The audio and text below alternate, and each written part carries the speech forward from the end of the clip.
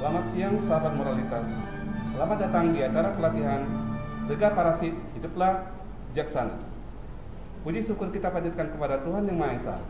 Karena atas karunia, rahmat, dan jalinan jodoh yang baik, maka kita bisa bersama-sama belajar bersama pada hari ini. Perkenalkan, nama saya Suryanto, di yayasan biasa dipanggil Puan Lause. Kami dari seluruh relawan dan staf Yayasan Pelatihan Moralitas Budi Pekerti Bangsa Indonesia. Terimalah salam hormat kami, Pacehau, Sungkong. Sahabat moralitas, saat ini kita live di akun sosial media kita di Facebook YPMB PBI di Cikui, Medan. Hari ini tepatnya pada tanggal 25 April 2002 adalah Hari Malaria Sedunia. Untuk itu, kami dari Yayasan Pelatihan Moralitas Budi Pekerti Bangsa Indonesia bekerja sama dengan praktisi kesehatan Bapak Apoteker Rizky Hendrian Damanik, Sarjana Farmasi, menyelenggarakan pelatihan dengan tema Cegah Parasit, Hiduplah Bijaksana. Adapun pembahasan yang akan dibahas melalui sudut pandang kacamata moralitas dan kacamata kesehatan. Saya tidak akan sendiri di sini. Saya akan ditemani oleh pembicara yang ahli pada bidangnya. Untuk pertama, kita akan membahasnya secara kacamata moralitas bersama guru kita Huang Lause. Mari kita persilakan Huang Lause. Kepada Huang Lause, saya persilakan. Ya, baik. Terima kasih. Berarti kita langsung hari ini ya. Baik. Terima kasih buat Bapak Ibu yang sudah online dan juga Pak Rizky hari ini sudah hadir. Terima kasih Pak, walaupun kita melalui Zoom ya. Karena teknologi juga hebatnya kita bisa bersama hari ini. Jadi terima kasih sudah meluangkan waktu Pak Rizky untuk berbagi ilmunya dalam rangka hari ini tentang penyakit malaria ya. Oke.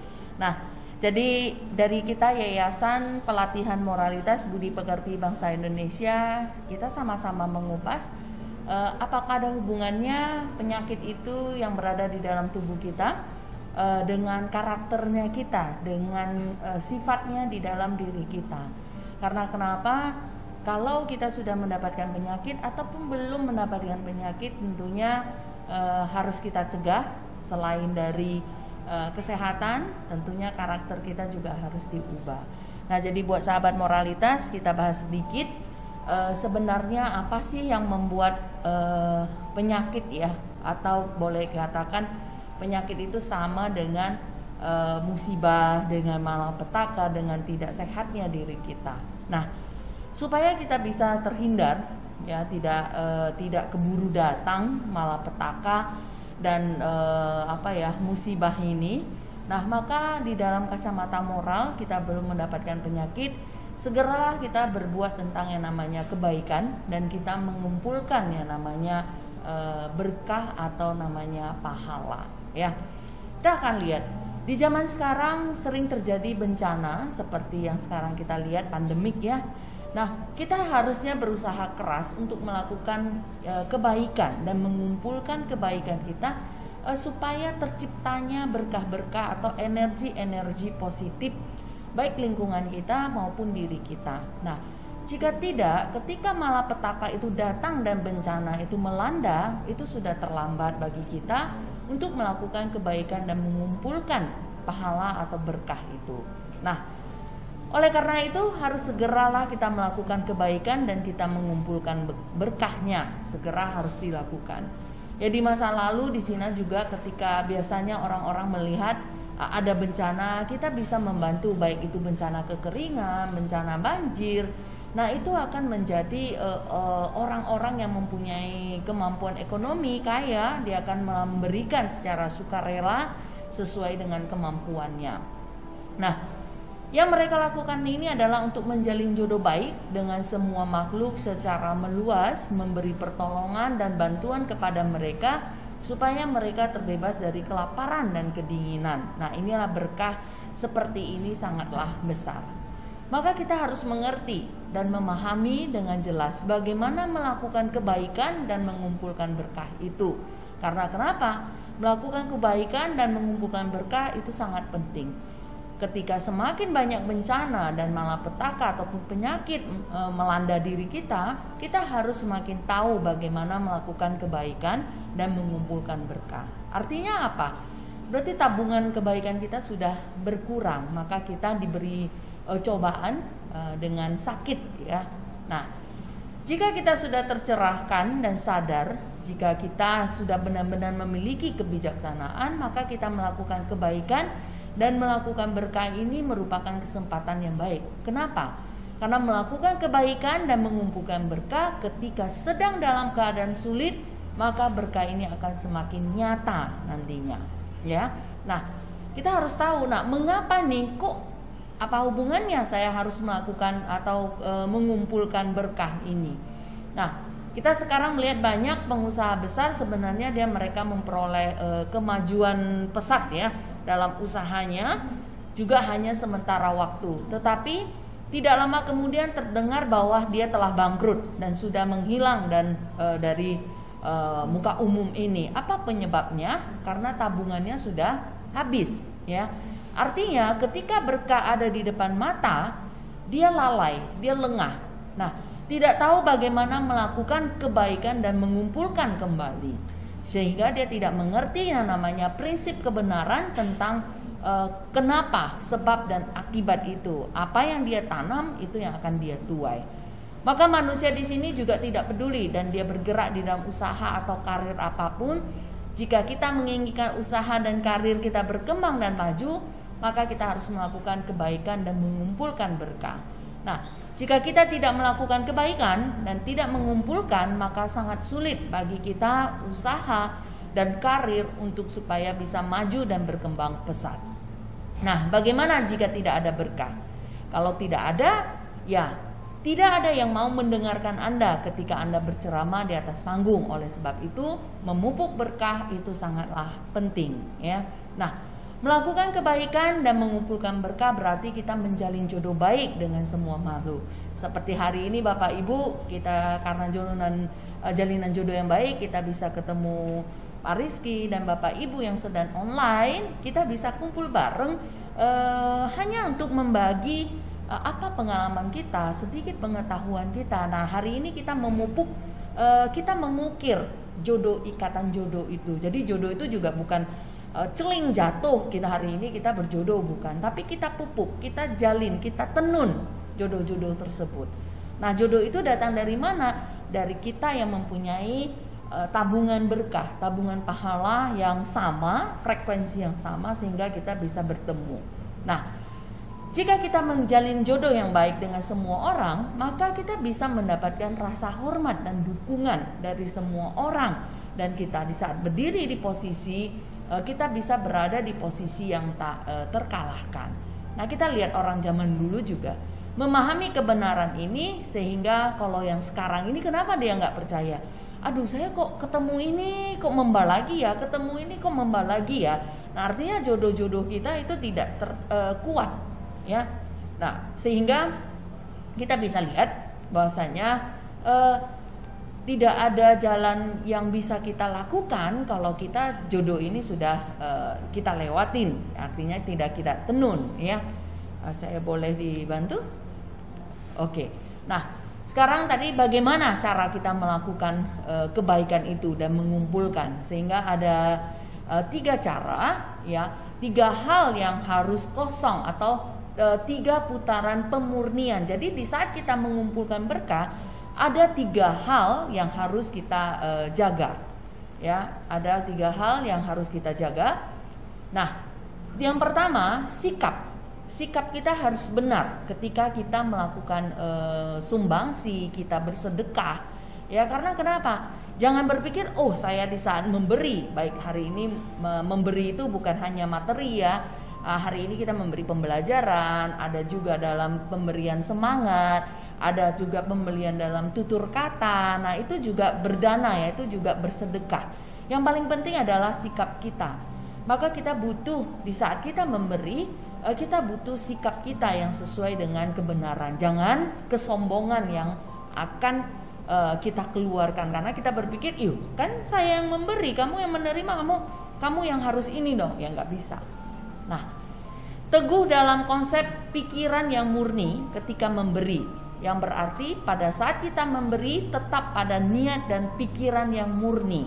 Jadi tidak ada embel-embelnya. Berarti nanti aku udah kasih lebih terkenal nih.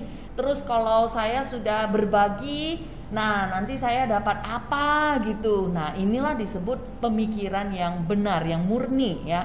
Yang ketiga itu tidak terikat dan melekat. Tidak terikat itu artinya, kalau saya sudah memberi, kamu harus ingat jasa saya ya, kamu harus balas saya ya. Nah itu adalah pemikiran yang harus kita hilangkan supaya di saat kita melakukan betul-betul berkah itu bisa terkumpul.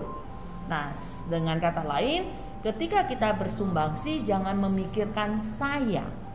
Ya, saya mampu bersumbangsi, nggak usah pakai saya. Nah, kemudian juga jangan pikirkan, orang yang menerima sumbangan saya itu gimana tuh orangnya? Saya kayak hari ini pembelajarannya, siapa yang belajar nih? Aduh, saya kepengen didengar siapa. Tidak perlu pemikiran seperti itu. Nah, kemudian termasuk barang-barangnya. Barang yang saya sumbangkan ini apa ya? Wah, barangnya bernilai dan begini. Nah, inilah yang akan mengecilkan berkah kita. Nah jadi ini 3 cara bagaimana kita bisa mengumpulkan. Kadang Bapak Ibu kita berpikir, saya sudah berdonasi, bersumbangsi misalnya sudah 1M nih, kok pahalanya belum keluar nih, kok pahalanya belum ada. Karena kenapa? Dia punya niatan, supaya aku terkenal, supaya aku dilihat orang. Nah maka berkah itu akan berkurang. Nah seperti kita kalau nyetak buku, sekarang banyak orang kalau menyetak buku itu ya suka memamerkan namanya di dalam. Wah, saya menyumbang berapa nih, saya menyumbang berapa. Sebenarnya Bapak Ibu dengan kita berbuat seperti itu akan mengurangi sedikit ketidakmurnian. Ya, karena kenapa? Kita kepengen orang tahu, aku juga lakukan kebaikan nih. Nah, jadi melakukan kebaikan agar pahalanya penuh, kalau bisa nggak ada yang tahu, ya. Nah, terhadap dirinya sendiri juga merupakan 3 hal. Jadi akunya jangan dikeluarkan, ya. Jangan mengatakan, wah aku juga capek, aku juga ini semua aku, sehingga berkah kita akan semakin berkurang. Nah, jadi kita harus tahu bagaimana kita memupuknya. Nah, kita akan lihat juga setelah kita tahu ini hati yang harus bagaimana, ya. Kita akan bercerita lagi bagaimana supaya bencana dan malapetaka itu tidak terjadi, atau bagaimana dia bisa terjadi.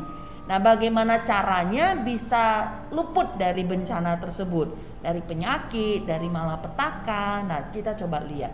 Nah, kita lihat sekarang kebakaran, letusan gunung, ya. Sekarang suhu bumi juga termasuk api bumi memanas, ya, semua meningkat. Nah, bencana air, api, angin itu akan muncul. Nah, kita akan lihat. Ini pasti repot. Apakah bencana dapat dilenyapkan? Secara teoritis itu pasti bisa dilenyapkan. Bagaimana caranya? Ya, selama manusia dapat mengikis dan menghilangkan namanya sifat serakahnya, ya, sifat kebenciannya, kemudian sifat kegelapan batinnya dan kesombongannya, maka semua bencana dan malapetaka akan lenyap. Kita lihat seperti bumi ya panas sekarang. Itu kan hasil dari apa? Hasil dari penebangan, salah satunya adalah penebangan pohon. Kenapa orang menebang? Karena duit kan, supaya dia bisa membangun, supaya dia gampang. Kenapa dia harus bakar? Karena lebih cepat, lebih instan, gue lebih cepat nih kerjanya gitu. Dan duitnya juga lebih gampang masuk. Nah, itu karena apa? Karena keserakahan, karena sombong kita. Karena gelap batin kita nggak mikir, kalau saya sudah bakar, berarti polusi ini akan menyebar kemana-mana, sehingga membuat orang menjadi tidak sehat, membuat orang menjadi susah. Nah, inilah yang harus kita pertimbangkan. Nah, jadi jika sifat serakah, kebencian dan kegelapan batin juga kesombongan terus naik, maka kita akan celaka. Nah, seperti sahabat moralitas, kita lihat pandemik ini ya. Kita sekarang sudah sudah mulai maju ya, sudah mulai model baru. Makan, kita kalau keluar sudah bermasker. Terus dulu ya kita lihat yang jual makanan ini sebenarnya standarisasinya adalah kebersihan loh. Tapi sebelum si pandemik ini datang, kalau COVID ini datang, waduh, yang masak itu sambil ngomel, sambil apa, semua masuk ke makanan, kita nggak risih gitu loh. Terus kita pulang rumah, seharusnya memang sudah diajarkan oleh ayah ibu kita, harus cuci tangan, cuci kaki, baru kita bagaimana. Nah itu semua adalah pelajaran anak TK gitu loh. Nah namun kenapa setelah pandemik ini, semua orang di setiap rumahnya itu sudah ada keran air ya untuk mencuci tangan, untuk menjaga kebersihan. Yang tadinya kenapa tidak? Yaitu gelap hatinya. Dia berpikir aku manusia suka gue lah, nggak ada itu nggak ada itu nggak ada tuh. Nah akhirnya apa? Kesombongan. Maka kita diajari oleh sisi hikmah ya, sisi positif yang kita ambil adalah kita punya habit yang baru, sehingga kita tidak teledor lagi, maka sehatnya kita bisa kita dapati nantinya ya. Nanti akan ada spesial ya. Kenapa malaria kok bisa gitu ya? Tentunya juga dengan kesehatan, kacamata kesehatan kita bisa lihat ya. Nah, jadi seperti inilah cara kita sendiri menyelamatkan diri kita sendiri. Jadi maka buat sahabat moralitas, bukan kita sombong bahwasanya malapetaka itu tidak ada, namun kita bisa menjaga hati kita, yaitu kita buang dulu keserakahan kita, kebencian kita, kegelapan batin kita, dan kesombongan kita. Maka di saat kita memahami, maka kesehatan juga ada pada diri kita. Jadi sehat dari pikiran, sehat hati, tentunya nanti badan juga akan sehat. Karena kesehatan itu datang dari memang kedisiplinan sehari-hari kita, bagaimana kita merawat perilaku kita, habitnya kita di sekelilingnya kita. Nah itu yang akan kita lihat nanti. Jadi baik Bapak Ibu, sedikit dari moral ya Pak Rizky, kita membahas akhlaknya supaya nanti Pak Rizky di saat bercerita, rupanya malaria ini datangnya dari mana, ya tentunya kita bisa melihat ternyata ada keseimbangan yang harus kita jaga ya. Selain nanti dikasih kata orang, wah mesti makan obat yang begini nih, misalnya contohnya awet muda, wah mesti obat awet mudanya harus begini nih. Waktu kita cari-cari, kita mengejar awet muda, di saat itu kita sudah mulai tua. Karena kenapa? Stres. Apa ya? Aduh, kata orang obatnya ini, kata orang ini, katanya ini. Nah, di situ kita sudah menjalani stres. Di saat itu kita sudah mengalami penuaan. Ya, jadi baik. Saya kembalikan kepada MC supaya bisa mengenalkan, atau kita break sebentar, kemudian nanti boleh kita minta ahlinya. Ya, silahkan Mas.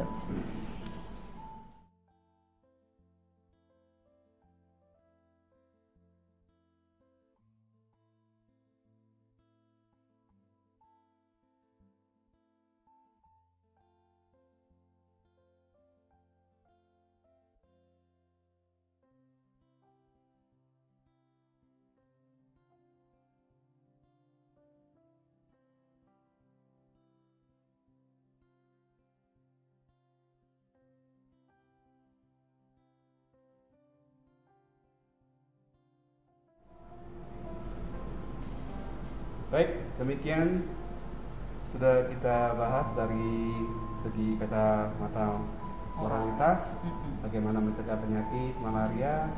Sekarang kita akan break sebentar untuk menyaksikan video edukasi berikut ini. Silakan Mas. Silakan Mas.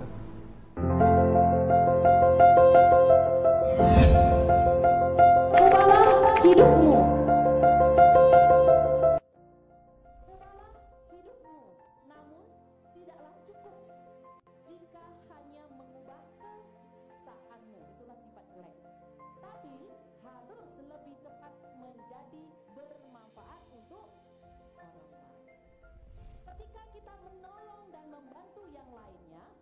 Juga merasa itu dapat meningkatkan energi kita, bahkan sebuah pemikiran positif.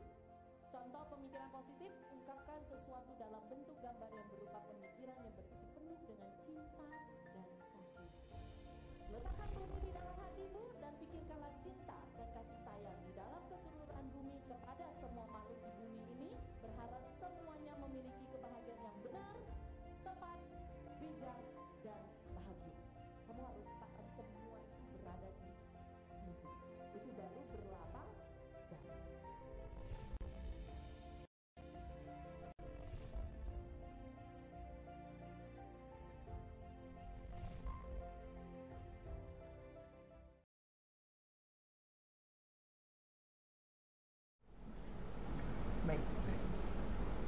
terima kasih.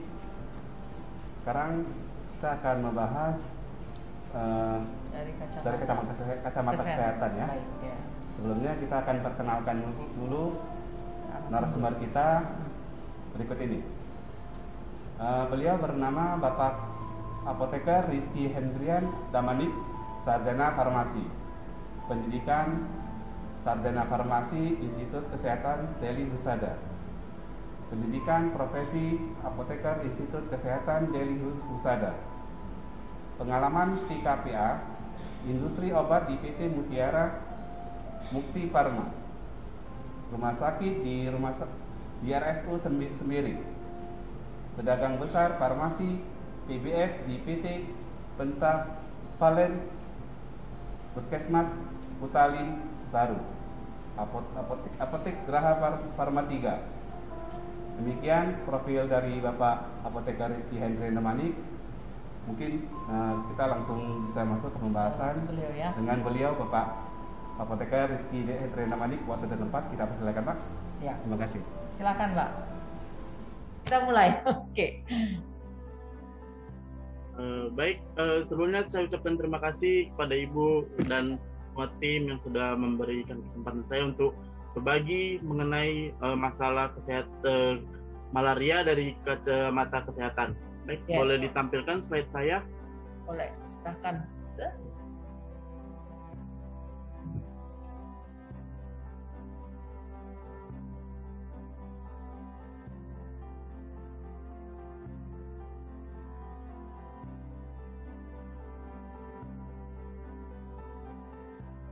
Kelihatan? Lihat.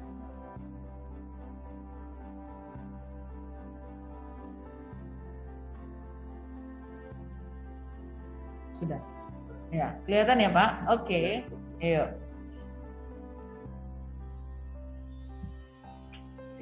Ini saya akan membawakan mengenai tata laksana malaria dari segi kacamata kesehatan.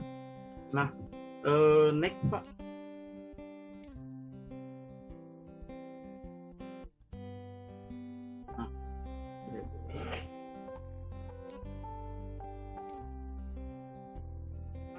Malaria sendiri itu merupakan salah satu masalah kesehatan yang dapat menyebabkan kematian karena posisi yang paling banyak biasanya diserang oleh penyakit malaria itu ada bayi, balita, ibu hamil. Selain itu juga secara langsung dapat menyebabkan anemia karena dapat menurunkan produktivitas dari kinerja sistem peredaran darah di tubuh manusia. Makanya pada ibu hamil itu gampang sekali menularkan yang namanya malaria ke bagian janinnya. Kenapa? Karena malaria sendiri dia menyerang bagian sistem peredaran darah. Sel darah dirusak oleh si malaria. Nah, si malaria ini sendiri dia disebabkan oleh yang namanya parasit protozoa. Nah, dari genus nama si penyebabnya itu ada Plasmodium yang dibawa oleh si nyamuk.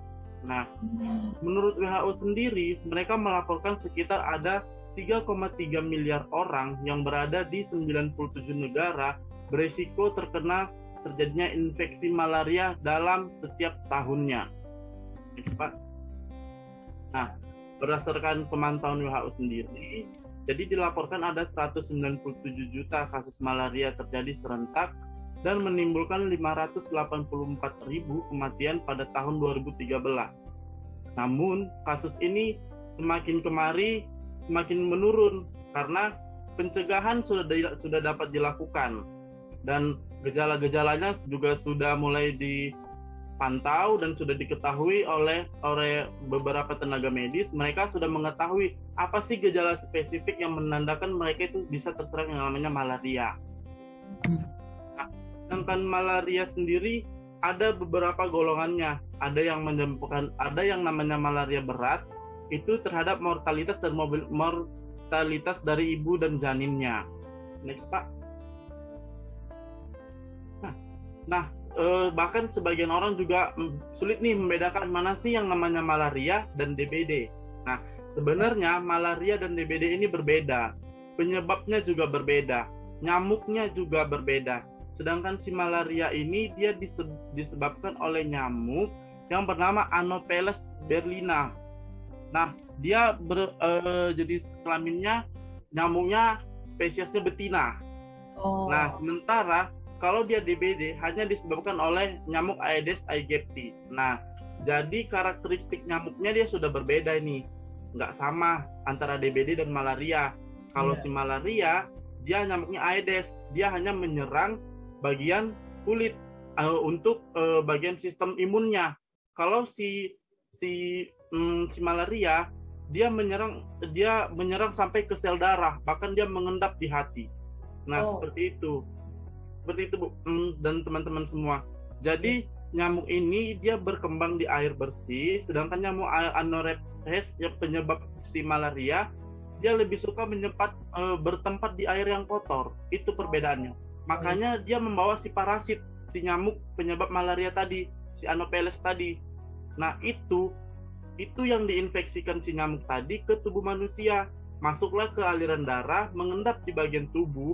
Nah, di tubuh itu dia tidak langsung terjadi malaria nih. Hari ini malamnya di nyamuk si Anopheles, baru besoknya dia langsung diinfeksi bahwa dia malaria. Tidak, dia terjadi namanya fase inkubasi.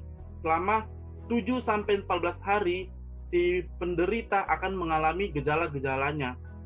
Adapun gejala nanti akan kita bahas di belakang. Kemudian next Pak. Next. Nah, ini gejalanya tergantung jenisnya.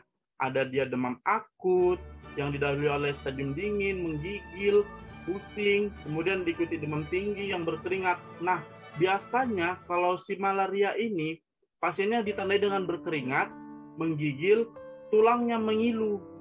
Itu. Kemudian kalau si penderita imunnya tidak kuat, dia bisa sampai kejang biasanya. Nah, dia dibedakan juga untuk anak-anak, biasanya dia ada diarenya.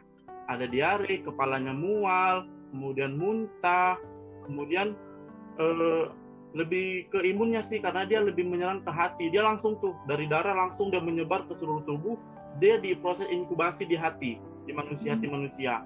Itu dia parahnya. Ya, dapat didiagnosa selama 7-14 hari lamanya. Makanya dia tidak bisa dibilang hari ini digigit itu langsung dibilang malaria, itu tidak bisa. Makanya dia didiagnosanya 7-14 hari dia melakukan masa inkubasi si Plasmodium tadi, bakteri yang dibawa sama si nyamuk. Berarti mesti 7 hari ya Pak? Baru kelihatan? Iya Bu, dia 7 hari itunya. Mulai itu paling cepat dia bisa diindikasi. Seperti itu Bu. Nah, itu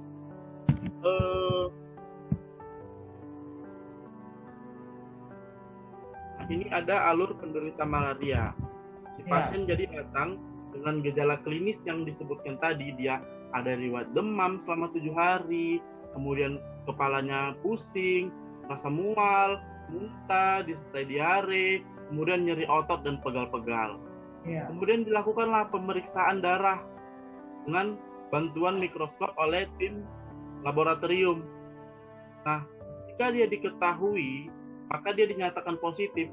Apabila terdapat positif malaria, dia menyerang sel darahnya,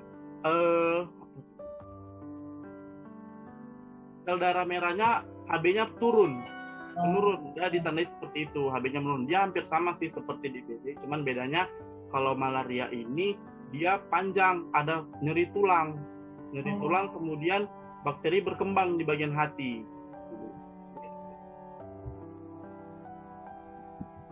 Nah, adapun bahaya malaria jika tidak ditangani dengan cepat itu bisa menyebabkan kematian.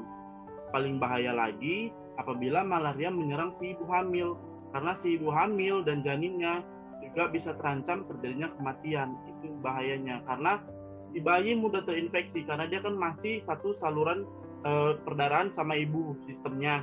Jadi apabila ibunya terkena malaria, bayinya otomatis secara tidak langsung itu kena.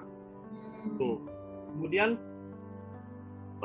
malaria juga dapat menyebabkan yang namanya anemia, penurunan kualitas sumber aliran darah. pada manusia. Itu dia diturunkan, ditekan karena si sel darah merah tadi hajar habis dia sama bakteri tadi, si Plasmodium, penyebab si malaria.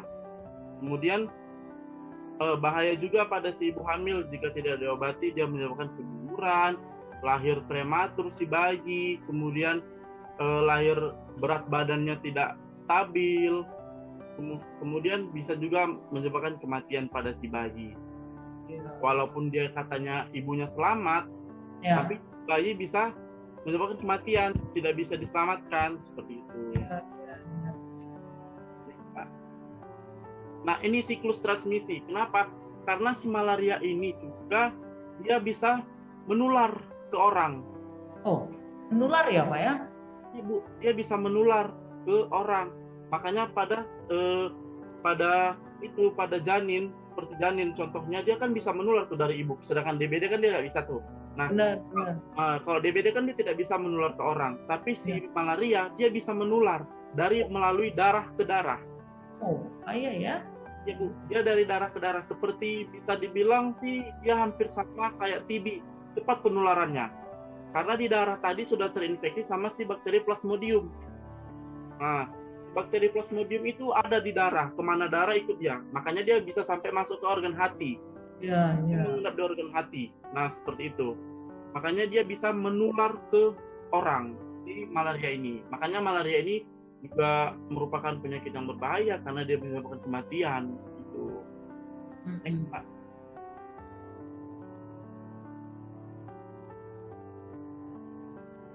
Nah, untuk diagnosis, si manifestasi klinis malaria itu bervariasi dari ringan sampai membahayakan jiwa. Gejala utamanya yang tadi seperti saya bilang, demam, kemudian ada infeksi-infeksi lain, bahkan dia menuju infeksi lain seperti demam tipoid atau tipes. Oh, tipes ya? Ibu, seperti tipes, bahkan gejalanya hampir sama. Sebenarnya bisa dibedakan seperti itu, makanya dia dibedakan dengan tes lab. Kalau dia demam tipoid kan ada tes laboratorium namanya uji Widal tes. Nah, kalau si ini dia pemeriksaan berdasarkan HB dan kadar si Plasmodium di dalam darahnya. Si malaria itu perbedaannya. Kemudian seperti demam berdarah juga bisa hampir sama, gigitan nyamuk cikungunya, kemudian infeksi saluran pernapasan. Pada infeksi saluran pernapasan itu dia merusak sistem saraf pernapasannya, mengganggu sehingga terjadinya penyempitan sistem saluran pernapasan karena adanya infeksi, karena adanya peradangan di saluran pernapasan sehingga dia meradang dan menyebabkan penyempitan pada saluran pernapasan. Itulah dia, makanya juga kadang si pasien malaria dia terjadi gangguan saluran pernapasan. Kemudian dia juga demamnya berakibat sering diinvestasikan dengan diagnosa hepatitis dan leukositoprosis. Penurunan kesadaran dengan demam sering juga didiagnosa sebagai infeksi otak, bahkan stroke. Itu bahayanya karena dia menyerang darah, sel darah. Semua kan darah itu mengalir nih dari seluruh tubuh. Nah, si bakteri Plasmodium tadi dia ada di seluruh darah, makanya dia bisa menginfeksi semua bisa dirusaknya sama si malaria ini. Itu sih jahatnya si malaria tadi, bakterinya. Berarti perkembangannya cepat ya Pak? Iya cepat Bu. Dia pertama nih kalau digigit nyamuk 7 hari paling cepat dia bisa dinyatakan bahwa dia infeksi malaria karena dia menginkubasi dirinya si Plasmodium tadi di hati. Kemudian setelah itu penyebarannya semakin cepat karena dia kan melalui darah. Sistem peredaran darah manusia kan bekerja selama 24 jam tanpa henti. Dia bekerja terus. Makanya sel darah putih kalah menyerang si bakteri jahat tadi. Karena kan dalam tubuh kita juga ada yang namanya bakteri baik yang sudah diberikan dari lahir. Nah, ketika bakteri buruk atau si virus masuk ke dalam tubuh lebih banyak jumlahnya dan cepat berkembang biaknya, maka si sel darah tadi yang ada bakteri baiknya kalah melawan banyaknya virus yang ada di dalam darah itu. Makanya dia semua bisa ke otak, ke saluran pernapasan, ginjal juga bermasalah, hati juga bermasalah itu. Makanya dia ada si malaria ini menyebabkan komplikasi juga. Tidak hanya sekedar malaria, tapi dia bisa ke komplikasinya. Iya, iya. Next, Pak. Ya, kita lihat lagi. Nah, ini ada namanya malaria berat. Malaria berat itu dia ditemukan adanya perkembangan bakteri Plasmodium falciparum di stadium aseksual dengan minimal satu dari manifestasi klinis atau dapat ditemui hasil laboratorium. Ini berdasarkan dari WHO pada tahun 2015. Nah, berdasarkan kesadarannya, dia hanya GTS-nya kurang dari 11, kemudian terjadi kelemahan otot, dia tidak bisa duduk atau dia bahkan tidak bisa berjalan. Jadi dia hanya bisa berbaring. Karena ototnya, iya Bu, karena dia ototnya melemah nih, tidak mampu. Dia kan tadi menyerang sel-sel otot, tulang-tulang, bisa tulangnya ngilu, ototnya melemah, sehingga si pasien tadi lemas, tidak bisa melakukan aktivitas. Seperti itu. Kemudian terjadi kejang berulang, lebih dari 2 episode dalam 24 jam. Seperti kejangnya, misalnya nih, pagi ini kejang, siang dia kejang lagi, nanti reda kejangnya dikasih obat, kejang lagi, seperti itu. Kemudian distress pernafasan, itu tadi seperti penyempitan pernafasan karena terjadinya peradangan di saluran pernafasan, kemudian gagal sirkulasi darahnya, shock, baru pengisian darah kapilernya berkurang lebih dari 3 detik, kemudian tekanan darah sistoliknya lebih dari 80, dan pada anak-anak dia kurang dari 70. Nah, tekanan sistolik ini apabila dia kurang dari 80, maka sistem peredaran darah di dalam tubuh itu melambat. Itu dia menyebabkan biasanya hipotensi. Iya. Hipotensi karena dia sistoliknya kurang dari 80 mm. Itu sih, karena dia darahnya bisa jadi mengental. Apabila mengental, maka jantung itu bekerja lebih keras untuk memompa darah. Makanya tekanan sistoliknya dia bisa menurun karena darah tadi lebih kental konsistensinya daripada biasanya. Kemudian dia jaundice atau deliriumnya lebih dari 3 mg per desiliter. Kemudian kepadatan parasitnya lebih dari 1000. Ini diperiksa dari hasil laboratorium. Kemudian hemoglobinuria, perdarahan spontan yang abnormal, tiba-tiba dia pendarahan nih, tiba-tiba dia bisa jadi mimisan, atau kenapa dia bisa pendarahan secara tiba-tiba yang kita tidak tahu apa penyebabnya sebenarnya itu. Kemudian juga dia edema paru atau pembengkakan pada paru-paru karena si bakteri tadi dia menginkubasi dirinya di hati, di paru-paru, jadi dia menyebabkan pembengkakan tuh, meradang di situ, dikuasainya si paru-paru tadi dari tubuh manusia sehingga dia terjadinya peradangan. Next, selanjutnya.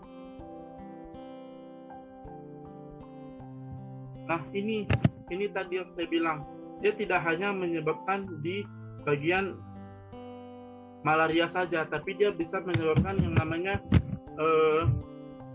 komplikasi. Nah, komplikasinya di sini dia ada malaria cerebral, itu bagian sistem saraf pusat di otak, cairan di otak itu diserangnya juga sama si bakteri tadi. Itu makanya bakteri ini sebenarnya sangat-sangat berbahaya apabila tergigit sama si nyamuk tadi.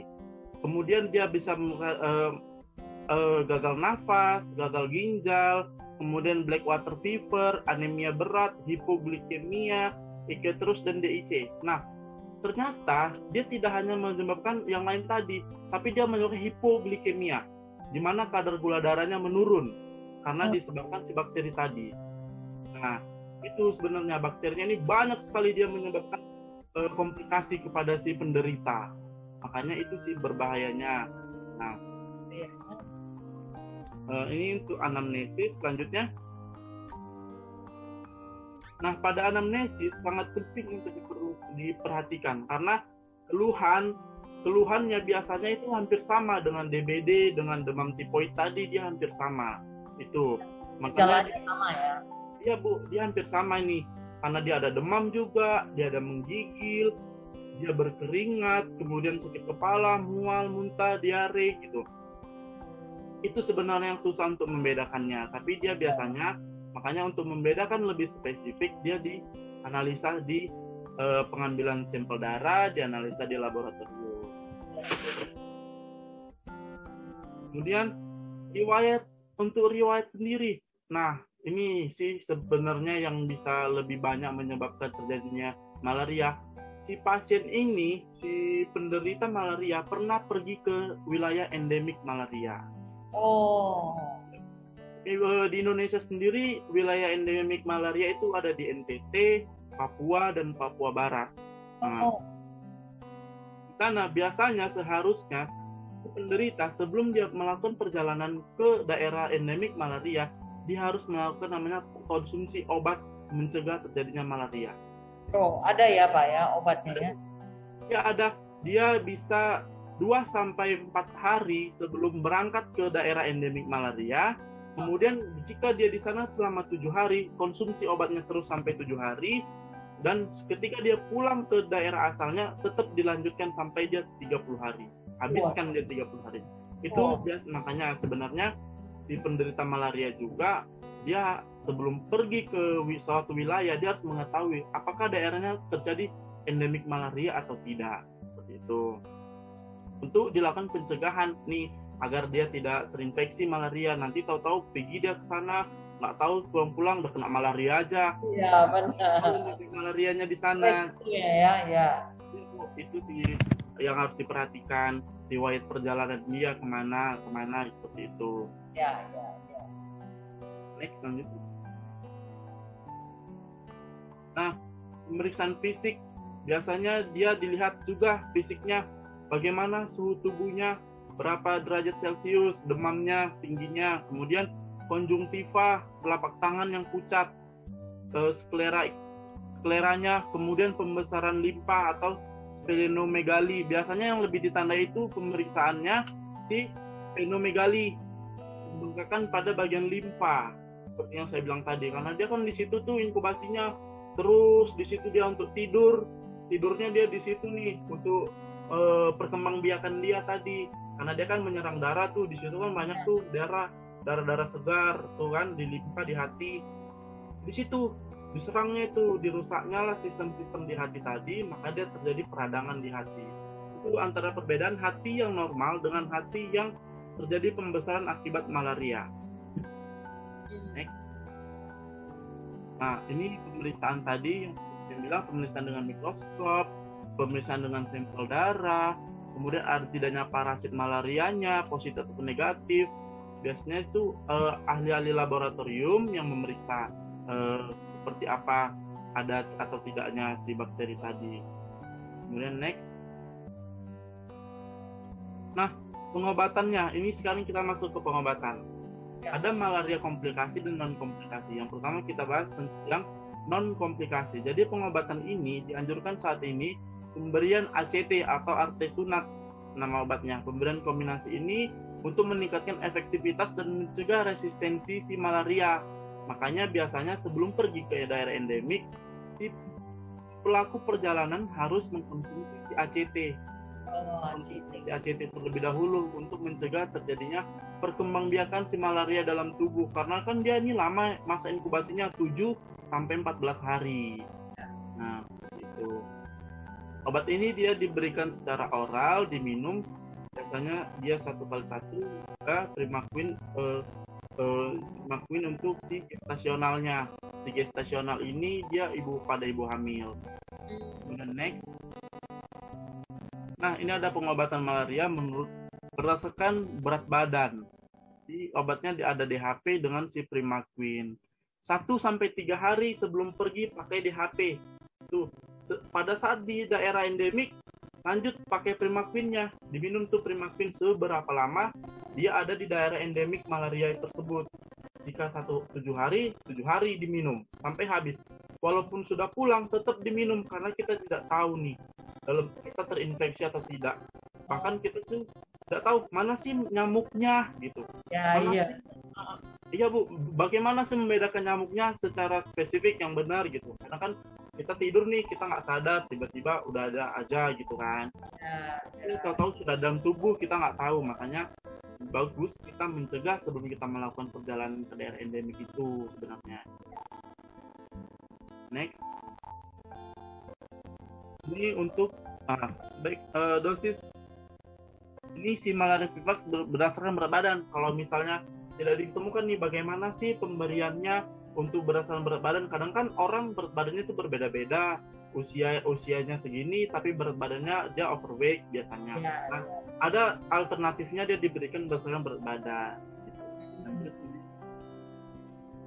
Nah, untuk dosis pemberiannya biasanya berdasarkan berat badan. Apabila pertimbangan berat badan tidak dapat dilakukan, maka dia diberikan berdasarkan kelompok usia seperti itu. Kadang kan ada nih usianya 4 tahun, usianya misalnya contoh 8 tahun tapi berat badannya overweight dari usianya seharusnya. Makanya dia bisa alternatif kalau dia tidak mempan pakai yang berdasarkan berat badan perhitungan dosisnya, maka dia lanjut pakai berdasarkan usia. Seperti itu sih, alternatif itu hanya alternatif saja. Oke. Iya. Nah, ini pengobatan malaria vivax ini yang tadi dia yang komplikasi. Nah, dia pengobatannya dia ada yang kambuh nih, juga dia kambuh atau tidak. Berdasarkan kalau kambuh, dia ada regimen terapinya pakai artesunat dengan dosis yang sama, kombinasi sama Firmaquin. Kenapa dia dikombinasi pengobatan ini? Karena dia sangat jahat nih, bakterinya kuat, tahan dia sama si obat A. Misalnya sampai kayak si artesunat aja tahan nih, udah kenal dia sama si artesunat. Makanya dia ditambah Firmaquin biar dia melemahkan si bakteri tadi di dalam tubuh. Kemudian ini pengobatannya, lanjut next Pak. Nah, ini pengobatan pada ibu hamil. Ibu hamil juga harus diwaspadai penggunaan obatnya karena kita juga tidak bisa sembarangan. Karena ada beberapa obat yang bisa diberikan kepada ibu hamil dan ada juga yang tidak bisa diberikan. Karena apa? Karena dapat membahayakan si janin dan ibu hamil. Seperti itu. Untuk ibu hamil sendiri pada trimester pertama sampai ketiga dia cukup diberikan artesunat tablet selama 3 hari penggunaan. Setelah 3 hari penggunaan, kita lakukan pemantauan lagi. Kita cek darah kondisi pasiennya tadi, si penderita. Apakah bakterinya sudah berkurang atau tidak? Seperti itu. Jika tidak, maka dilanjutkan.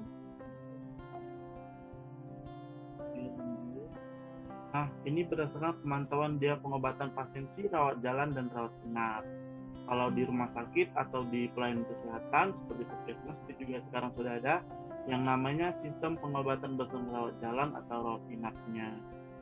Jadi dia dilakukan nih evaluasi pengobatannya selama 3 hari, 7 hari, 14, 21 sampai 28. Karena si bakteri tadi itu dia mengendap dalam tubuh sampai 1 bulan. Makanya pengobatannya dia lama seperti pasien ini juga gitu. Dia lama pengobatannya. Makanya dia harus dipantau benar-benar nih pasiennya sampai benar-benar bakterinya habis dalam tubuh. Seperti itu. Karena jika dia tidak habis, bakterinya masih sisa, pengobatan dihentikan, si bakteri tadi makin resistensi. Dia tidak mampu pakai obat yang sama. Maka obatnya biasanya ditambah. Seperti itu. Daripada kita, makanya sih daripada si pasien tadi bertambah penggunaan obatnya, mending mengikuti aturan yang sudah disiapkan oleh pemerintah. Biasa itu memang udah disediakan, si pasien itu memang harus patuh untuk setiap minggunya. Biasa obatnya itu dikasih setiap minggu. Agar si pasien patuh. Minggu pertama ambil, di checklist sama tenaga kesehatan, bahwasanya udah diambil, pengobatannya bagaimana. Lanjut nih 14 hari kedua. Namun tetap dipantau keadaan si plasmodium tadi dalam tubuhnya, tetap dievaluasi setiap minggu untuk melihat apakah bakterinya sudah habis atau memang bakterinya hanya sekedar tidur gitu. Karena ya biasanya dia bilang tidur dia nih, karena dia si bakteri ini kadang dia jahatnya seperti ini. Diberikan antibiotik, cuman dikasih antibiotik cuman 3 hari. Seharusnya kan penggunaan antibiotik itu dia selama 7 hari atau 1 minggu. Apabila si penderita hanya pakai 3 hari, bakteri itu hanya tidur, dia hanya lemes. Lemas. Dilemaskan sama si antibiotik tadi. Dia tidak mati. Makanya apabila dihentikan sebelum waktunya 7 hari selesai, bakteri itu bisa hidup lagi. Makan dia lebih jahat, lebih menyerang dan menyebabkan kematian tadi. Itu sih. Makanya dia harus patuh ya, Pak ya. Iya Bu, dia harus patuh penggunaan antibiotik. Tidak bisa sembarangan. Kalau 7 hari, tetap 7 hari harus habis. Tidak bisa tidak gitu. Makanya biasa kalau beli di resepkan dokter antibiotik 10-nya harus habis. Tapi banyak masyarakat nih main potong-potong dulu ya Pak ya, setengah. Iya Bu, ya itu. Dia tidak bisa kayak kita minum paracetamol nih, minum paracetamol demam, minum 1 udah hilang demamnya, stop. Boleh kalau itu, antibiotik tidak boleh. Karena dia bahkan memperparah keadaan si pasien karena bakteri yang makin ganas menyerang itu. Bahkan dia maka tidak bisa lagi pakai antibiotik yang sama, harus diganti untuk bakterinya biar tidak terjadi resistensi, tidak hidup kembali dalam tubuh. Next Pak. Nah untuk pencegahan sendiri, untuk biasanya nih kita pasti was-was kan, kita juga nggak tahu nyamuknya seperti apa bentuknya. Nggak mungkin tidur kan, pas tidur nengok nyamuk, nyamuknya apa gitu, nggak mungkin ya. Nggak sempat mikirkan nyamuknya. Nggak sempat lagi itu. Iya Bu, nggak sempat kita memikirkan nyamuknya. Itu nyamuk malaria, itu nyamuk DBD, kita nggak bisa juga, udah nggak sempat, udah ngantuk ya kan. Iya. Udah nggak ke situ lagi pikiran, udah tidur gitu kan. Ya. Makanya kita bisa menggunakan namanya kelambu pada saat tidur. Kita desinfektan tembok-tembok juga bisa mencegah. Kita desinfektan si kelambu tadi untuk demi kenyamanan yang ekstra nih, biar tidak masuk nyamuknya. Kadang kan nyamuk juga dia di tembok juga nempel gitu kan. Makanya dia juga bisa didesinfektan tembok, kelambu-kelambunya didesinfektan untuk lebih ekstra berjaga. Karena kan kita tidak tahu kapan kita terinfeksi. Mungkin sekarang kita terinfeksi, ke depan nanti gejalanya baru muncul. Gitu. Kemudian memakai pakaian panjang, celana dengan lengan yang panjang saat beraktivitas di luar. Kemudian menghindari melakukan pakaian yang basah, karena yang basah itu lembab mengundang juga si nyamuk tadi datang, karena dia suka daerah yang lembab si nyamuk. Khusus malaria ya? Iya Bu, malaria dan DBD sebenarnya sama, cuman si malaria dia tempatnya lembab, bau, kotor seperti itu. Si DBD dia air bersih, makanya kenapa kalau dia si DBD lebih kayak kuras air bak gitu, menguras air bak kan air bersih kita kuras untuk menghindari perkembangbiakan si nyamuk di situ, di air bersih. Malaria dia di air jorok biasanya, makanya kayak pakaian lembab itu biasanya kan bau, itu memancing aroma si nyamuk tadi untuk menggap dia di situ gitu. Dia senang gitu ya baunya ya? Iya, dia senang tuh di tempat-tempat lembab bau seperti itu. Makanya si bakteri juga kan dia lebih cepat berkembang di area yang lembab, bau seperti itu. Bakteri yang lebih banyak di situ. Akhirnya tergantung moralnya nanti ya Pak ya. Iya Bu, balik lagi ke moralnya. Bagaimana dia memanage dirinya untuk menjaga kebersihannya. Ya, kalau dia sembarangan buang baju kotor apa kan, waduh ini. Iya betul, biasanya kayak situ. Handuk juga gitu kan Bu. Dia kan lembab sifatnya tuh.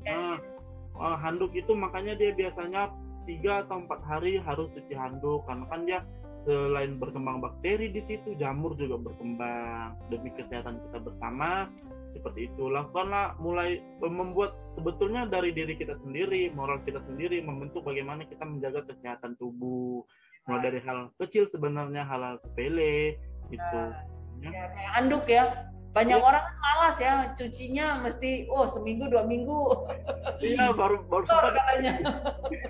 Iya, gitu. Kadang kan kayak handuk nih, nanti habis handuk tak aja dia tempat tidur. Makanya sebenarnya ibu-ibu yang di rumah itu marah. Kenapa anaknya suka? Anaknya seperti itu menyebabkan perkembangan bakteri. Sebenarnya itu baik untuk anaknya kan.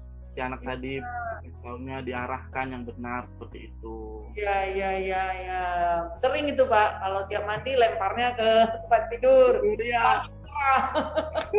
Iya, nanti tengok sama orang tuanya di situ, dimarahi anaknya. Ya. Padahal kalau mungkin bisa menyeimbangkan, orang tua bisa mengedukasi mereka ya. Ya benar. Sebenarnya jadi bukan cuman etika aja yang harus dilakukan mana, tapi bahaya ke kesehatan perlu juga edukasi ya. Benar Bu, benar. Iya, makanya itu Sebenarnya makanya dibilang hal-hal sepele sebenarnya dia ini.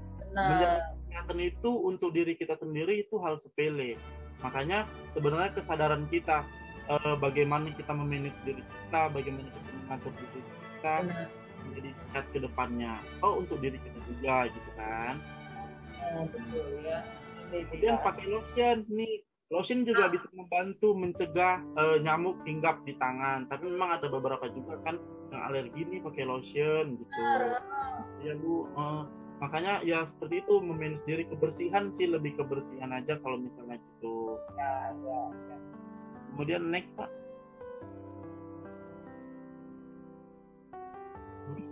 Ada satu ya. Nah ini nutrisi juga membantu menjaga kesehatan tubuh, biar si imun kita juga kuat. Kadang kan kalau imun kita udah diserang, mau kemana serba salah nih, nggak bisa kemana-mana. Kayak misalnya kondisi tubuh udah lemas, udah pusing, udah mual, diare, pasti nutrisi dalam tubuh, kadar elektrolitnya juga udah menurun. Makanya juga harus ditunjang dengan berbagai nutrisi biar imunnya pada saat si pasien penderita malaria, imunnya juga nutrisinya harus ditambah, ditunjang dengan nutrisi yang baik, biar tidak dia dari pengobatan secara ilmiah atau penggunaan obat-obatan, tapi juga dengan ditunjang dengan nutrisi seperti konsumsi protein, buah, sayur, seperti itu Bu. Makanya buat teman-teman semua, sebenarnya ini hal sepele sih untuk menjaga kebersihan, karena kita juga nggak tahu di tempat kita ada malarianya atau tidak, seperti itu. Makanya kita harus pandai memanage diri kita bagaimana. Yang dari saya.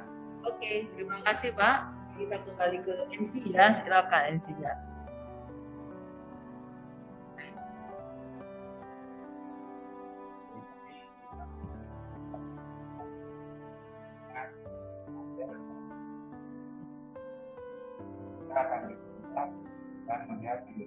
Dan melihat silakan Mas.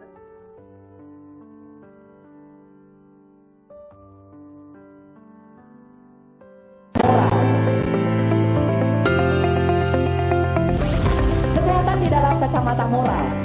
Semua masalah buat energi, maka kita harus berpikiran positif. Ya. Karena semua hal itu saling berhubungan satu sama lainnya, kesehatan adalah bagian tertinggi dari energi. Penyakit ada yang terendah dan kematian adalah bagian yang paling rendah. Nah, hubungan universal kehidupan adalah apa yang kamu tanam, itulah yang akan kamu tuai atau petik. Jadi bila kita ingin memperpanjang kehidupan kita, kita perlu menanam biji kebajikan untuk perlindungan hidup kita. Itu ya.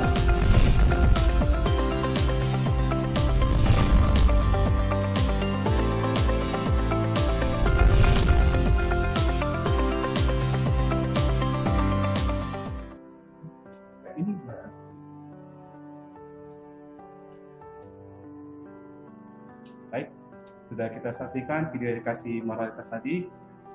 Kita sekarang berada di segmen terakhir. Kita akan membuka sesi pertanyaan, sesi tanya jawab ya. Mungkin dari teman-teman yang live di Facebook bisa bertanya. Kita ada satu pertanyaan masuk ya. Ya, mungkin boleh pakai di live chat. Live chat ya. Nanti kita online-nya ada di Facebook. Yayasan ya. Yayasan YPMBPI. Ya. Terus sama di Instagram ya. Di Instagramnya punya saya Erina Wongso. Ya, baik. Ini sudah ada yang bertanya kali? Ya, ada pertanyaan masuk ya dari Bapak Ahmad Prayoga ya. Pertanyaannya, selamat sore Lause, selamat sore Bapak Rizky. Saya ingin bertanya, apakah kita dapat menghindari gigitan nyamuk yang sudah membawa Plasmodium? Dan cuaca ekstrim bisa berpengaruh terhadap pertumbuhan malaria. Ekstrim yang seperti apa? Mohon penjelasannya, terima kasih. Ya, boleh silakan Pak Rizky ya Pak. Pak Rizky dulu. Ya. Sebenarnya bisa nggak kita mencegah terjadinya infeksi Plasmodium yang dibawa si nyamuk? Sebenarnya kita juga tidak tahu nih bisa atau tidaknya, karena kita hanya bisa mencegah si nyamuk tadi menyerang kita, hanya kita bisa melakukan itu, tapi kita tidak tahu apa nyamuk itu membawa penyakit ke kita atau tidak. Kita tidak tahu, karena biasanya kita juga sulit membedakan nyamuknya nih. Nyamuknya kita sulit membedakannya mana nyamuk si malaria atau mana si nyamuk pembawa DBD seperti itu. Untuk menghindari nyamuk yang sudah membawa Plasmodium itu menurut saya sih masih sulit sih. Hanya kita mencegah dari tubuh kita, bagaimana kita membuat tubuh kita hidupnya sehat, terarah, teratur. Kita hanya bisa mencegah dari nutrisi saja, membantu nutrisi seperti itu. Kemudian cuaca ekstrim bisa berpengaruh terhadap pertumbuhan malaria. Ekstrim yang seperti apa? Mohon penjelasannya. Nah, cuaca ekstrim tergantung daerah juga sih sebenarnya. Kalau di daerah kita tidak ada endemik malaria, penyebab malaria itu tidak banyak, maka kita tidak perlu takut cuaca ekstrim seperti apapun, mau hujan badai. Biasanya sih kalau si nyamuk ini dia lebih ke cuaca lembab seperti itu, dia berkembangnya di cuaca lembab. Jadi kalau untuk seperti kita di Indonesia sendiri, kalau misalnya yang paling tinggi infeksinya itu hanya di NTT, Papua, dan Papua Barat seperti itu. Kalau di Medan sih saya belum pernah tahu bagaimana dia perkembangan malarianya, tapi yang paling tinggi itu cuma di NTT sama Papua dan Papua Barat seperti itu. Baik. Ya, jadi seperti itu ya penjelasan Pak Rizky ya. Jadi memang tadi dari Bapak mengatakan yang paling penting teratur ya Pak ya. Iya Bu. Iya. Karena jadi orang sekarang hidupnya udah sudah hidupnya udah mau ekspres saja, udah nggak mikirkan kesehatannya, yang penting tetap berjalan udah gitu. Tidak dia pikir dirinya, sebenarnya itu sih salahnya. Makanya nutrisi juga harus didukung untuk kesehatan tubuh kita sendiri seperti itu. Ya, jadi kan berarti harus lebih peduli ya Pak ya. Iya Bu. Lebih peduli, saya lebih pada aware lah ya pada diri kita sendiri ya. Karena kan seperti kita tahu tadi, makanya kita minta kita diedukasi sama Bapak kan sebenarnya ada yang paling simpel, paling mendasar ya di malaria. Karena setelah kita dengar ini malaria mengerikan juga ya. Iya, mengerikan sebenarnya. Ngeri sekali karena dia sampai kematian ini yang bikin si malaria tadi berbahaya sampai kematian. Kalau dia tidak disampai kematian, sebenarnya pencegahannya masih enak nih. Tapi kalau ada kematian jadi lebih ekstra untuk kita menjaga diri sebenarnya. Sebelum kita lanjut ini ada ini Pak, ada suntikan imunisasi gitu ya. Untuk seperti vaksin gitu kan Bu? Yes, adakah? Biasanya itu ada, tapi kita harus datang ke daerah endemik sebenarnya. Dia lebih banyak disediakan di sana gitu Bu. Kalau kita misal di Medan, misalnya kita ini di Medan, kita mau ke daerah endemik, kita ke puskesmas dulu, kita melapor. Jika tidak ada dia menyediakan vaksinnya, maka dia diberikan obat oral, obat minum. Tuh. Seperti artesunat tadi sama DHP, seperti itu, Primaquine gitu sih Bu. Dia diberikan untuk pencegahan biasanya gitu. Gitu ya. Karena kenapa dia harus setuju? Jadi Pak begitu digigit, dia kan biasanya kalau kita kan tergantung nih, digigit nyamuk. Ada orang kulitnya kalau dia digigit, dia langsung membengkak. Kalau digigit nyamuk merah begitu. Tapi ada kalau saya sih digigit nyamuk cuma satu tik merah gitu aja. Tapi beberapa kulit dari orang tuh kalau udah digigit nyamuk, dia makin membengkak gitu. Nah, apakah ada indikasi di saat kita digigit nyamuk nih, ini udah digigit nyamuk, apakah hal yang harus kita lakukan ya? Mungkin, kalau udah digigit nyamuk, kalau saya sebenarnya udah digigit, ya udah nggak gatal, ya udah gitu loh. Apakah ini berbahaya? Apakah memang, kalau udah nampak digigit, ya kita harus paling tidak kasih apa seperti itu? Ada begitu Pak? Kalau untuk nyamuk sendiri sih, kalau berdasarkan pengalaman pribadi, cuman kayak tergantung ke sensitivitas kulitnya, lebih ke situ sih Bu yang diatur.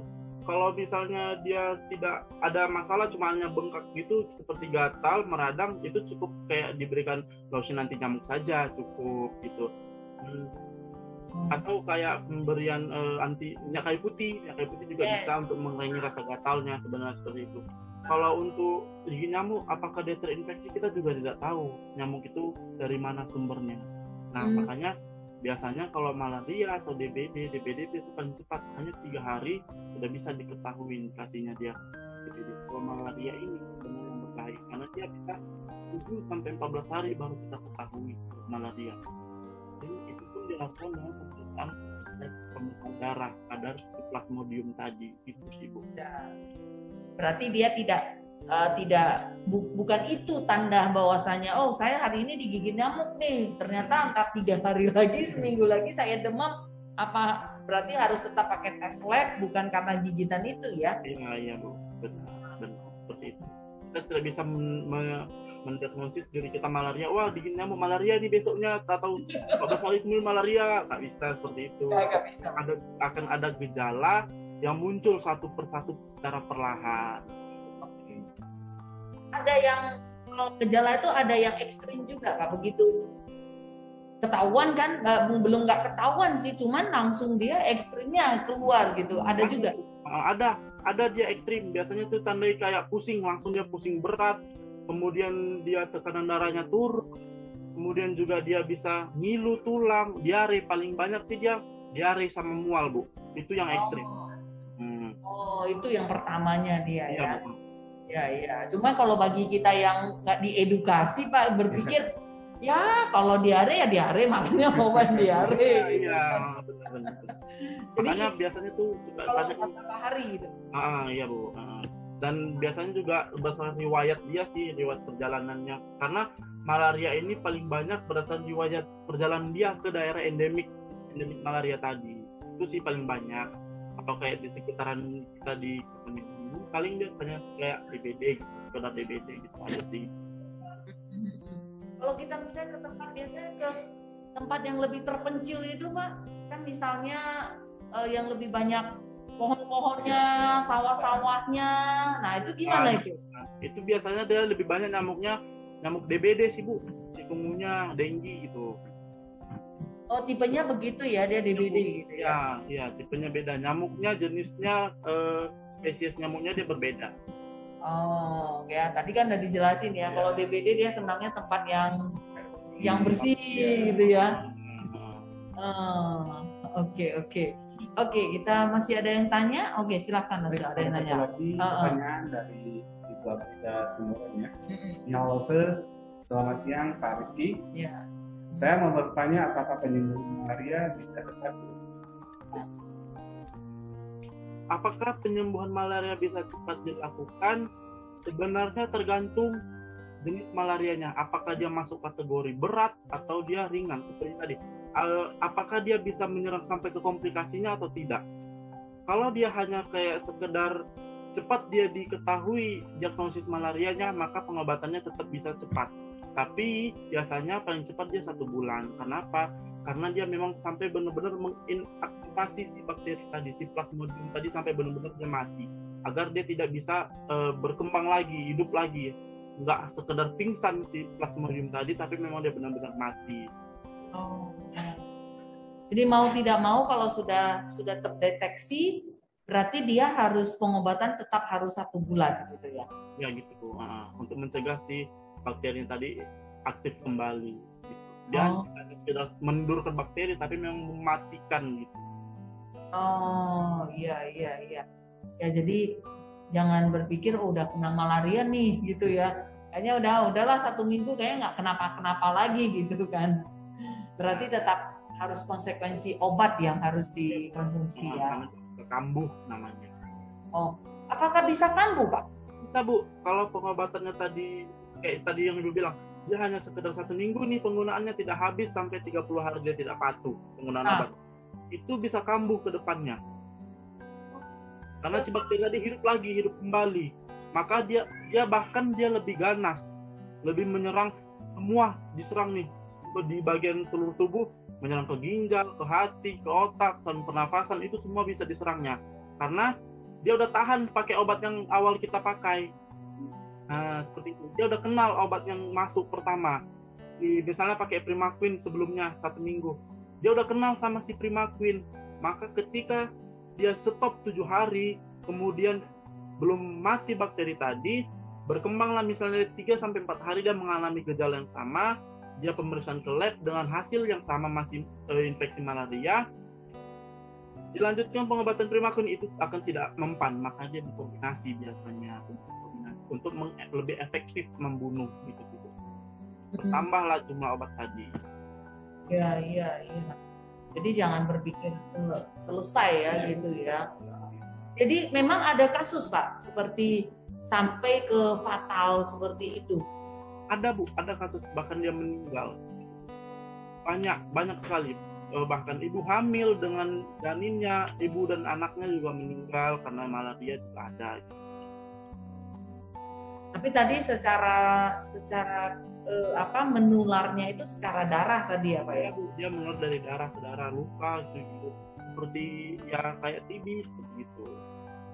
Oh, jadi kalau misalnya minuman dari minuman bekas orang pakai begitu? Kalau minuman bekas pakai dia tidak, dia lebih ke darah sih, lebih cepat gitu Bu. Ke darah. Hubungan darah dengan darah, si penderita malaria luka di tangan, si orang sehat luka juga di tangan, tidak sengaja bersentuhan, darahnya bisa menginfeksi si pasien sehat tadi kena malaria, karena di darah si pasien malaria ada si plasmodium tadi. Oh, secepat itu ya Pak ya? Dia cepat. Itu jahat bakteri ini tadi. Maka kita beruntung ya masih tinggal di tempat yang mengerti, peduli sama kebersihan ya. Berarti contoh di tempat-tempat sampah itu kita kan sering ya, mereka yang kita pinggiran, kita ke bakso seperti itu kan, mereka ada tinggal di tempat pembuangan sampah, rumahnya tuh di sebelah. Nah itu kemungkinan besar juga bisa terjadi Pak. Bisa Bu, kemungkinan besar bisa terjadi karena si nyamuk tadi juga kita tahu dia di mana berada. Karena kan sulit juga kita membedakan nyamuk sekecil itu kan, gimana kita membedakannya gitu kan. Nah makanya di lingkungan yang tidak bersih, tidak sehat, apalagi di lingkungan yang dia banyak sampahnya, itu bisa menyebabkan malaria. Makanya kita mencegahnya hanya seperti itu, kita jaga kesehatan kita sendiri. Walaupun kita di tinggal daerah itu, kalau kita memangnya dari diri kita sadar, kita jaga kebersihan, pasti itu terjangkitnya juga bisa lebih kemungkinannya jauh gitu. Kemungkinannya jauh ya. Intinya ya harus cinta bersih nih ya. Iya. Jadi tadi ke apa ya? Kalau sambil ada lagi yang bertanya? Oke. Mungkin ada ini tadi Pak cerita ibu hamil gitu ya. Ibu hamil langsung ke anaknya. Berarti di gigitan nyamuk itu terjadi pada ibu gitu ya. Nah, kalau sudah terjadi pada ibu, nah jadi gejalanya juga akan sama nanti dengan yang bukan ibu hamil. Akan sama Bu, tetap dia akan sama gejala yang dialami. Gejala tetap sama.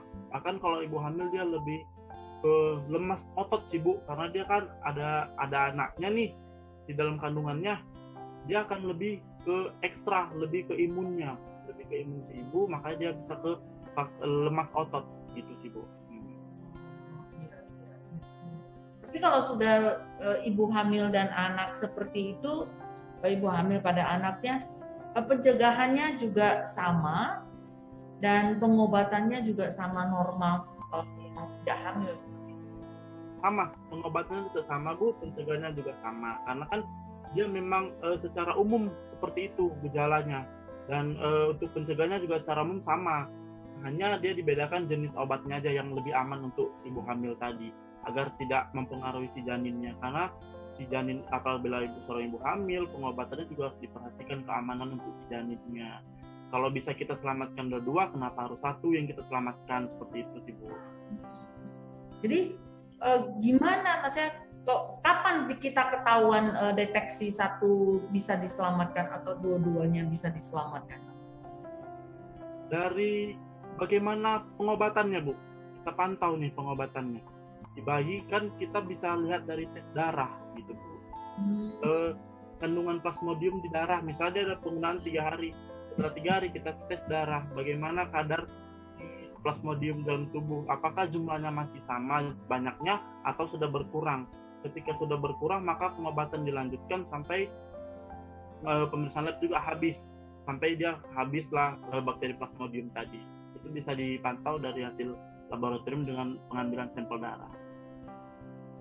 Jadi otomatis dia Pak, ibunya sembuh, anaknya pasti sudah clear juga. Iya Bu, makanya kita pantau juga, kasih pemberian nutrisi biar si ibu dan si anak juga aman. Kita kasih nutrisi tidak hanya dari obat, tapi nutrisi juga menunjang. Ada bahaya ya malaria ya. Ada yang mau? Iya, dari saya sih ingin bertanya, kalau untuk penularan yang dari darah, apakah ada kemungkinan nyamuk yang sudah menggigit, nyamuk yang menggigit yang penderita malaria ini menggigit kita, apa kita ada kemungkinan bisa ketularan nggak penyakit malaria itu Pak? Nah, bisa sih Pak, kemungkinan besar itu bisa karena dia cepat prosesnya. Karena dia menginaktivasi di dalam tubuh, dia lemak, dia berkembang dulu dalam tubuh secara langsung. Memang dia lebih cepat penularannya kalau dia dari darah, karena langsung ke sel darah, sistem sel darah yang dirusaknya sampai habis gitu. Iya ya.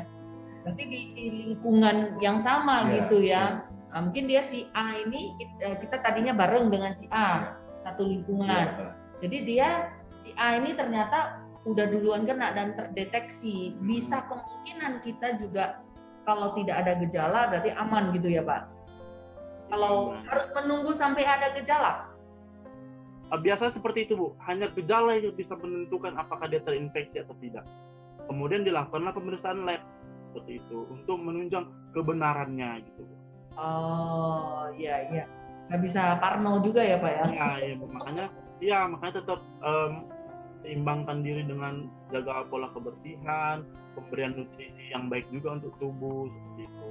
Kadang kan kalau misalnya kayak cuma diare, pusing, mual, kita kalau nutrisi tubuh kita juga baik, sistem imun kita juga baik, itu kemungkinan juga kecil kita terjangkit malarianya.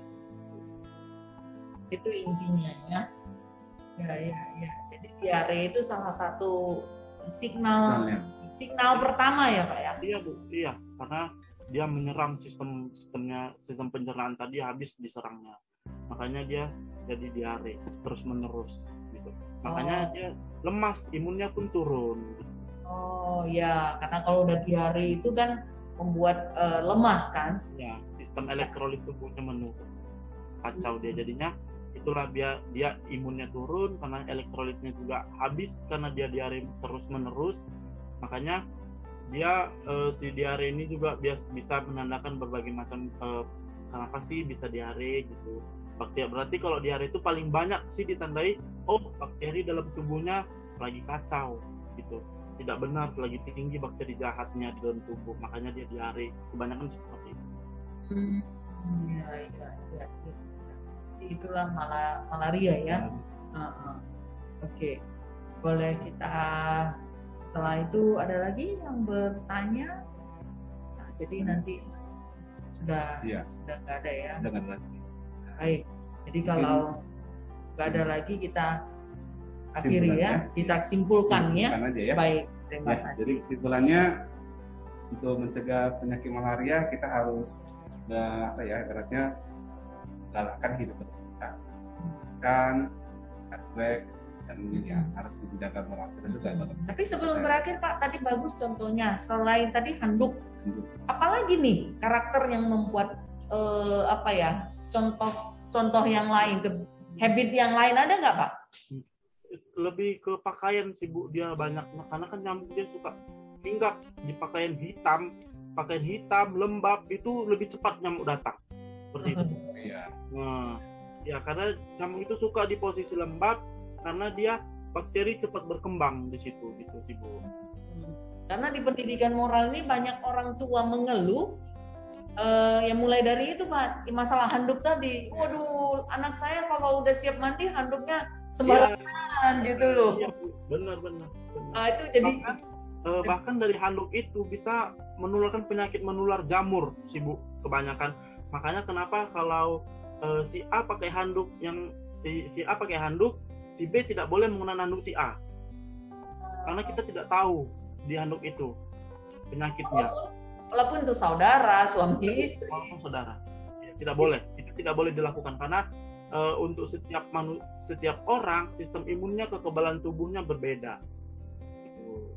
Makanya handuk itu sangat sensitif sebenarnya untuk penularan penyakit. Gitu. Ada orang yang mau peduli itu ya. Banyak seperti itu. Dia kurang peduli di handuk. Sebenarnya handuk itu paling sensitif dia sifatnya karena cepat dia menularkan karena dia sebenarnya lembab, menempel ke kulit sedikit aja itu bisa menyebabkan pertumbuhan jamur. Iya. Berarti pakaian handuk. Karena kan orang kalau jemur apa siap mandi, oke lah udah dikasih hangernya, dia nggak mau merapikannya, nggak mau dibukanya, Pak. Jadi dia masih terlipat-lipat begitu. Jadi kalau sudah terlipat-lipat kan pasti kelembaban keringnya susah, maka yang dilipatan itu jadi lembab gitu ya, Pak ya. Lembab, itulah dia jamur lebih cepat berkembang. Nah, jadi memang benar ya, kalau tidak punya etika, tidak punya moral, bablas semuanya ya, Mbak. Iya, Bu. Iya. Baik, terima kasih, Pak. Itu saya nanyakan.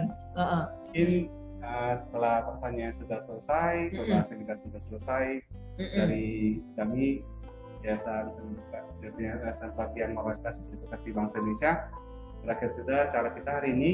Terima kasih kepada Honose dan Bapak Rizky atas pembelajaran hari ini.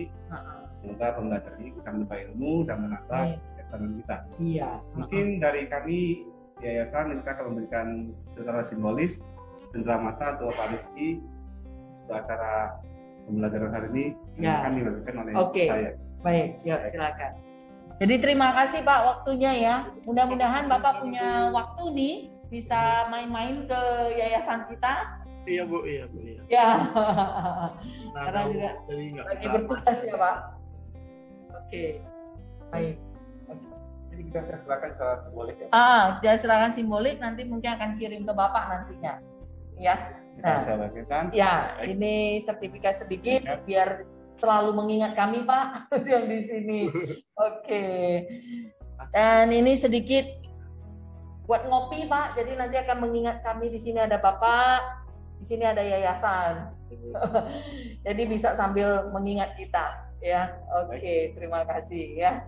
Baik. Oke. Baik. Terima kasih Rose. Baik. Ya. Jadi sedikit dari kami dan mohon maaf juga Pak atas kekurangan kita ya. Ya, baik. Dari tim IT karena kita online. Yang biasa menjadi masalah tentu si sinyal ini. Ya. Oke.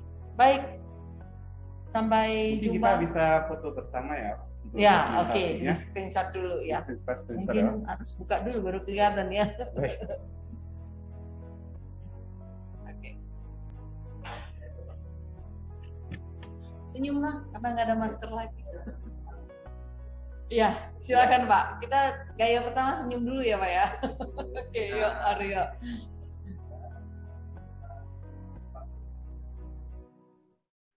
Oke. Yang lain? Yang kedua. Oke, yang kedua kayak apa? Oh, Love Zaman Now katanya Pak. Ini request orang lain di Love Zaman Now. Yuk, mari kita ini. Oke.